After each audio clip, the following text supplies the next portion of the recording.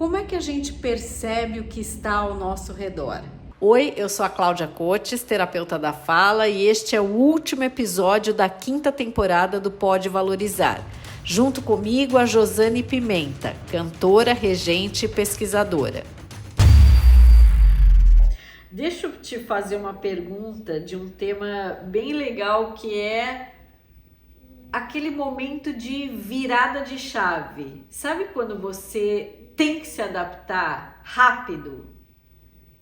Vamos pensar uns 2 momentos da sua vida, depois que você fez todas essas mudanças, certo? Vamos contar 6 países diferentes. Escolhe 2 momentos. Quais são esses 2 momentos que você teve que mudar rápido e que de repente você ganhou outro sentido até para trabalhar? Eu acho que a primeira mudança que eu comentei anteriormente, que foi a primeira mudança internacional, foi chocante, assim, na minha vida. foi muito. Lá eu decidi, olha, agora está nas minhas mãos o que eu vou fazer. E eu resolvi tirar o melhor daquilo, mesmo eu não estando como eu gostaria, envolvida com a música ou trabalhando com música.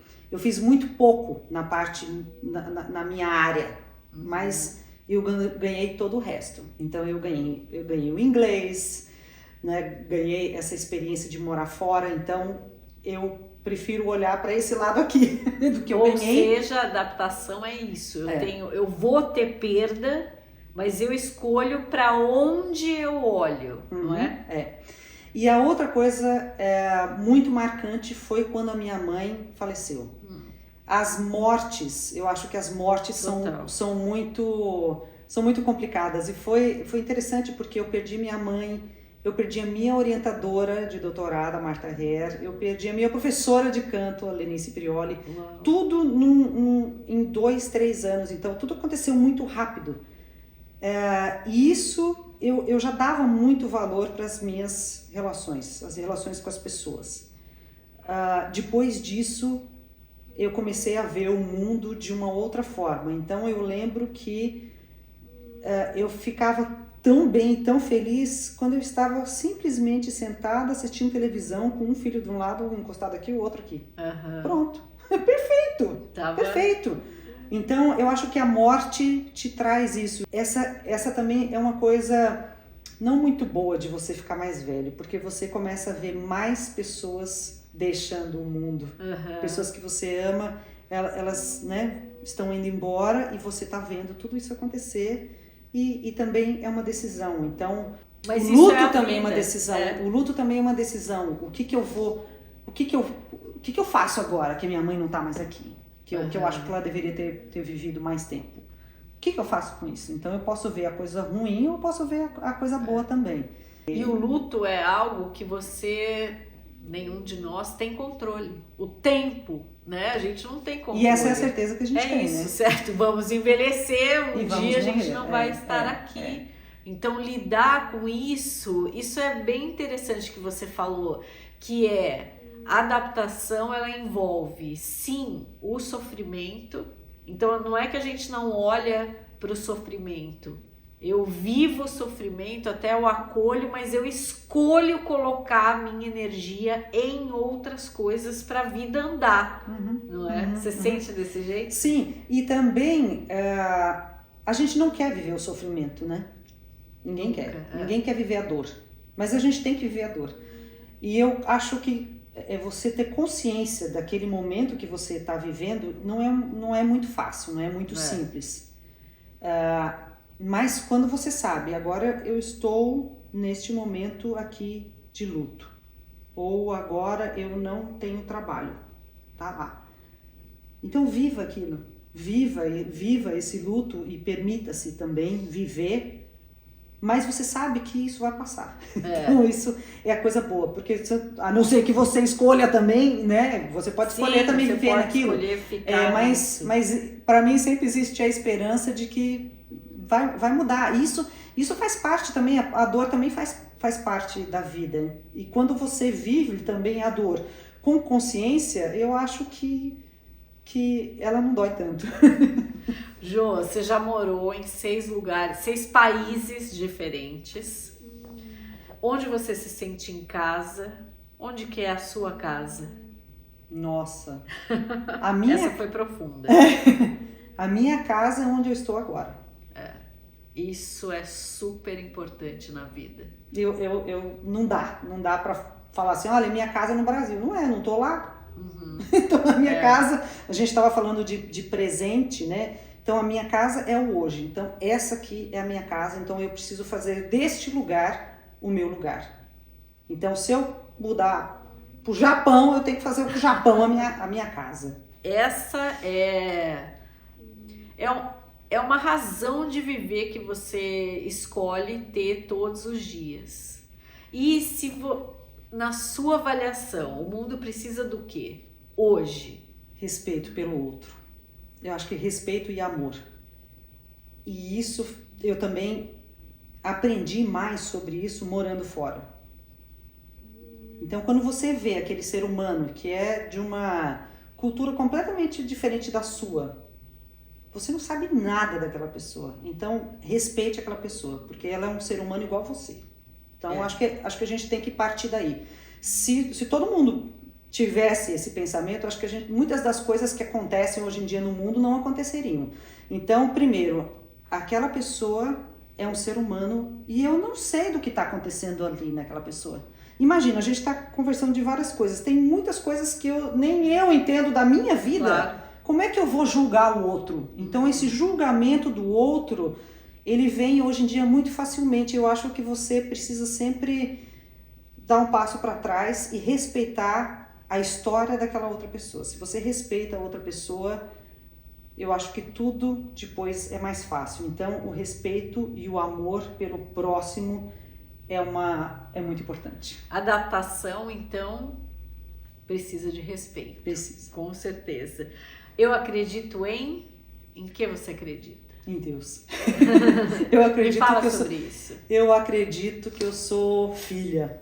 E isso faz toda a diferença na minha vida também. A minha vida espiritual, a minha relação com Deus é uma relação muito próxima. Então, tudo que acontece comigo eu vejo como um presente dele para mim.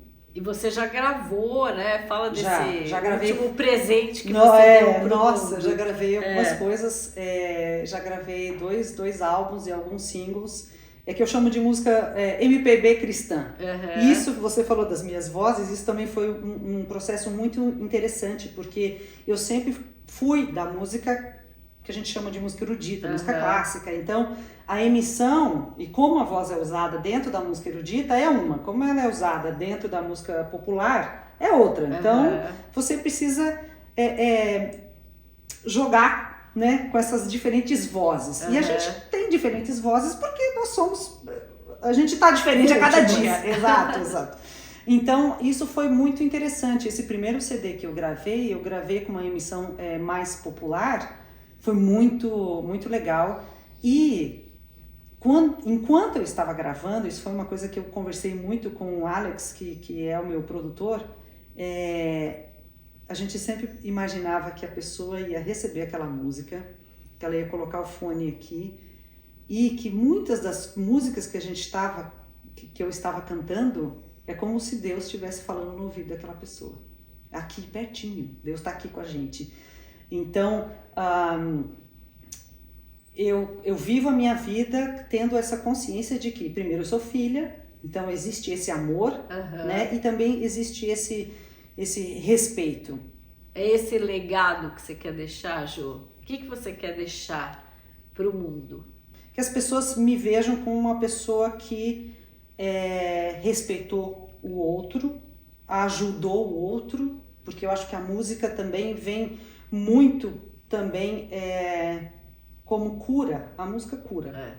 Então, quando a gente trabalha com coros, por exemplo, o impacto que a música tem nas pessoas é muito grande. E às vezes a gente não tem consciência.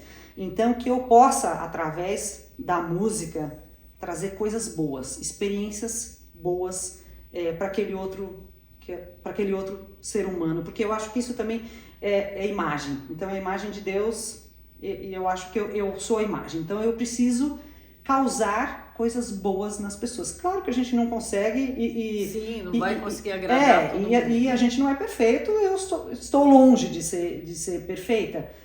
Mas a luta tá lá, a luta é uma luta diária. De novo, a escolha.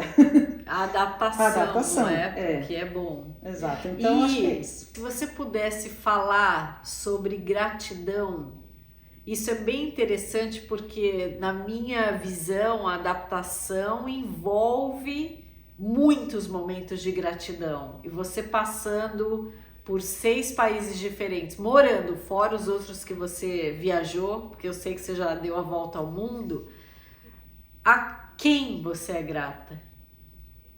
Eu sou grata a Deus, isso assim, eu sou grata a Deus, porque eu acho que todos os dias que eu tive são, de novo, presentes que ele me dá.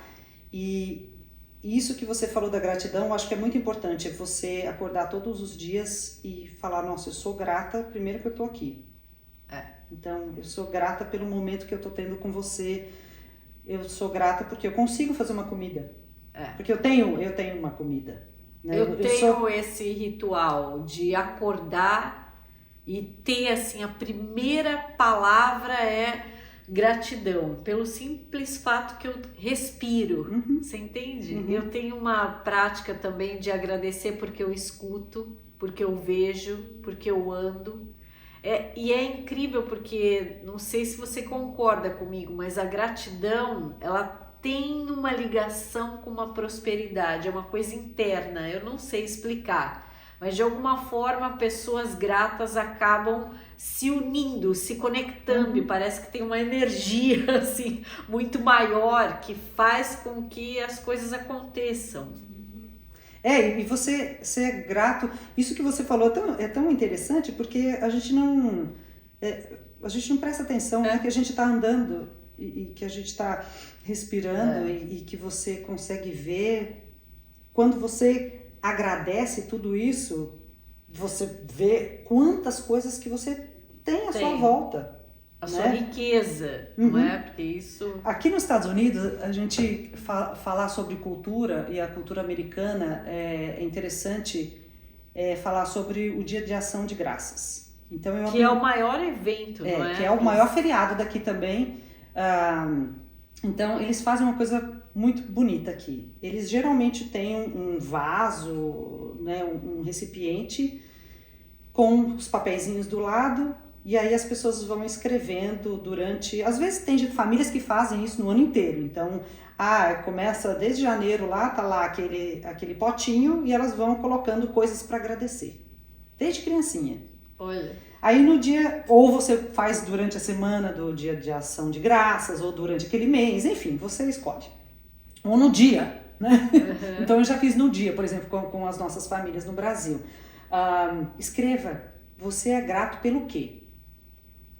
Então, quando você escreve, eu acho que isso é interessante. Você materializa, não é? E aí você depois abre esses papeizinhos e aí você começa a ler. Então, coisa simples.